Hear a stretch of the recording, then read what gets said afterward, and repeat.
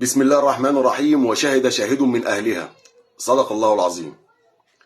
بفضل الله أول أهلاوي كان عنده شجاعة أدبية وطلع قال لك إن مجلس إدارة الكابتن محمود الخطيب مجلس فاشل، وإن الكابتن محمود الخطيب أهدر المال العام للنادي، وإن الكابتن محمود الخطيب راجل فاشل فاشل فاشل، كان العبد لله. لما طلع الكابتن حسام غالي وقال أنا مش عايز أبقى في المجلس ده، وقال في حاجات مش هينفع اقولها، وقال ان الراجل ده ملوش راي غير رايه بس اللي في دماغه، طلعنا كدبناه.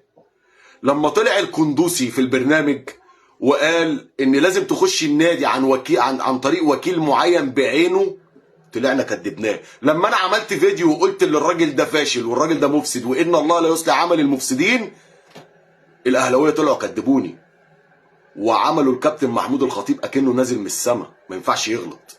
تمام. النهارده بقى تيجي كارثه تاكد كل الكلام اللي احنا بنقوله، وان احنا لازم نفوق.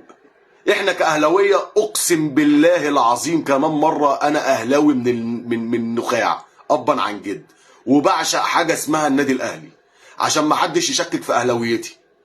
واقسم بالله العظيم وحق لا اله الا الله انا عندي 4 موعى اربيهم، والله العظيم كمان مره ما خدت جنيه من السوشيال ميديا، ولا حد زققني اقول الكلام ده، ولا حد مفطمني اقول الكلام ده، ولا اعرف اللجان اللي انتوا بتقولوا عليها، ولا الكلام. انا ما اعرفش غير الاهلي بس، ما اعرفش غير ولا اي اشخاص تهمني، ما اعرفش غير النادي الاهلي فقط لا غير.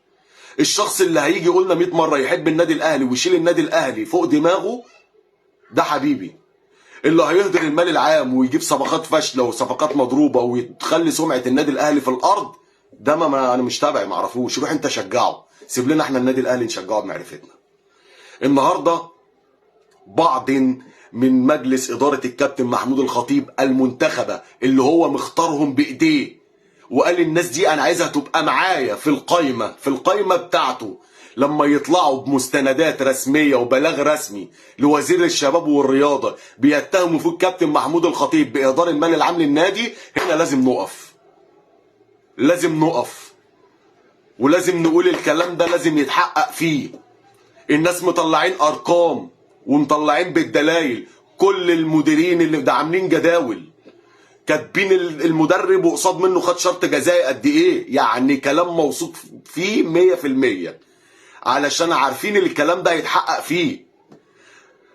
تخيل اللي واخد 750,000 دولار، واللي واخد 400,000 دولار، واللي واخد 500,000 دولار، واللي واخد مليون دولار، واللي واخد، شوف كم مدرب جه. كولر اللي بياخد مرتبه لحد دلوقتي، وريبيرو واللي هيمشي دوت، ولاسارتي وكل الناس اللي جت في عهد الكابتن محمود الخطيب ومشيت بشروط جزائيه. ده غير اللعيبه اللي جت ومشيت صفقات فاشله بملايين الدولارات وخدت رواتبها كامله مكمله. ده غير اللعيبه اللي موجوده دلوقتي حاليا واعارات، والنادي يا راجل بيدفع لهم الرواتب بتاعتهم بالدولار من خزينه النادي. كل ده موجود في البلاغ بالارقام وبالدلائل من مجلس الاداره. انا ما عنديش تفسير للي بيحصل ده غير حاجتين: يا اما الناس دي فائت وضميرها صحي، يا اما الناس دي المركب بتغرق وحبوا ينطوا من المركب. حد عنده تفسير تاني؟ طب حد من الاهلاويه اللي كان بيطلع يهاجمني وبيشتم فيا عشان الكابتن محمود الخطيب اللي كان اسطوره كلاعب، انما الراجل ده ما يملاش عيني كاداره خالص. هتقول لي ما ياما عمل وياما جاب وياما سوى، اقول لك ماشي يا باشا، جاب وخرف في الاخر عادي. لما كان جاب ولما كان الكابتن محمود الخطيب الراجل التمام اللي ماشي تمام، كنا كلنا شايلينه على دماغنا. لما كان بيتهان وبيخوض في عرضه والناس كلها بتشتم فيه، كنا بنقف ورا منه وبنسانده عشان عارفين اللي هو راجل محترم. لما يطلع في الاخر نشوف اللي احنا بنشوفه ده، لا استوب.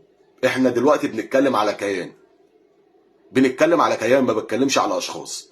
مين المسؤول عن اهدار المال ده؟ هتقول لي الاهلي ليه موارد، هتقول لي بنخش بطولات، هتقول لي بناخد مكافآت، تقول لي في رعاه، هقول لك ما يغطيش الخسائر دي كلها.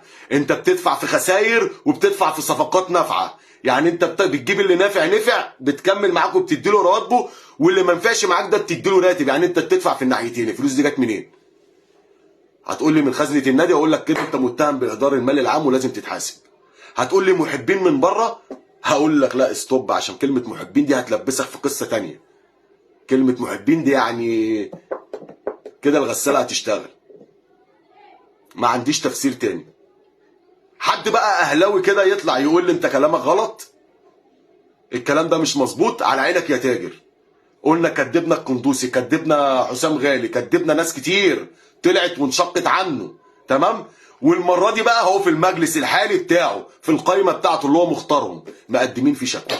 حد ليه عنده، في حد ليه شوق في كلام تاني، او حد يطلع لسه هيطلع يكذب؟ يا جماعه نصحى، والله لازم نصحى. اصحوا اصحوا اصحوا، جماهير النادي الاهلي لازم تصحى من الغيبوبه اللي هي فيها. كابتن محمود الخطيب خرب النادي، كابتن محمود الخطيب ضيع الفلوس بتاعه النادي في صفقات كلها فاشله ومدربين فاشله. كابتن محمود الخطيب عمل فتنه كبيره الى ان تقوم الساعه ما بين جماهير النادي الاهلي وجماهير النادي الزمالك بسبب اللعيبه اللي خدها من نادي الزمالك. وفي الاخر او بالونه، طول عمري بقول عليه بالونه عشان ما حدش يقول لي دلوقتي بقى بالونه. زيزو ده بالونه، درجن درجن.